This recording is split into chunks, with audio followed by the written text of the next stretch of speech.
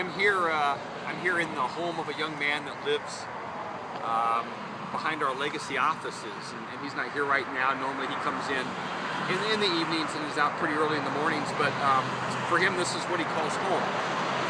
And this week we talk about benevolence, which is reaching out to those who have needs.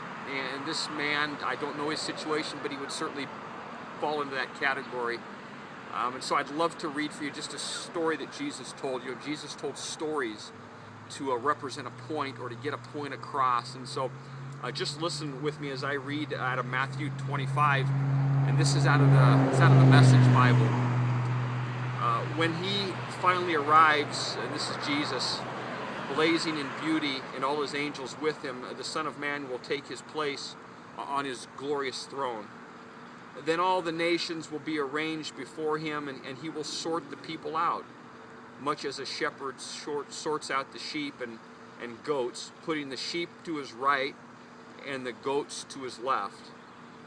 Then the king will say to those on his right, "Enter, you who are blessed by my Father. Take what's coming to you in this kingdom. It's been ready for you since the world's foundation. And here's why. Here's why you receive all that's mine," he says. "I was hungry and you fed me. I was thirsty and you gave me something to drink. I was homeless and you gave me a room. I was shivering and you gave me clothes. I was sick and you stopped by to visit. I was in prison and you came to me." Then those sheep on the right that received everything that Jesus had for them, they said, "Master, what are you talking about? When did we ever see you hungry and feed you, or thirsty and give you a drink? And when did we ever see you sick or in prison and come to you?" And then the king will say, "I'm telling the solemn truth. Whenever you did one of these things to someone overlooked or ignored, that was me. You did it to me." That man that lives behind the legacy offices, that was me. Then he will turn to the goats, the ones on the left, and say, "Get out, worthless goats.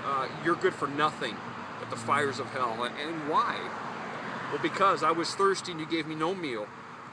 I was hungry and you didn't give me anything. I was homeless and you gave me no bed. I was shivering and you gave me no clothes. I was sick in prison and you never visited me. Then those goats, those ones on the left, they're gonna say, "Master, what are you talking about? When did we ever see you hungry, or homeless, or shivering, or sick, or in prison, and didn't help? When did these things happen?" And he will answer, Jesus will say to them, "I'm telling you the solemn truth. Whenever you fail to do one of these things to someone who is being overlooked or ignored, that was me. You failed to do it to me. That person or those people you didn't help, that was me." Then those goats will be herded to their eternal doom, but the sheep to their eternal reward. And what we hear in that is, it doesn't need to be explained by me or exposited by me. What we hear in that is that caring for those in need is not an option, but an imperative for those of us who are followers of Jesus, for those of us who are God's people. And in Amos this week, we looked at the fact that God's people were not acting like God's people then.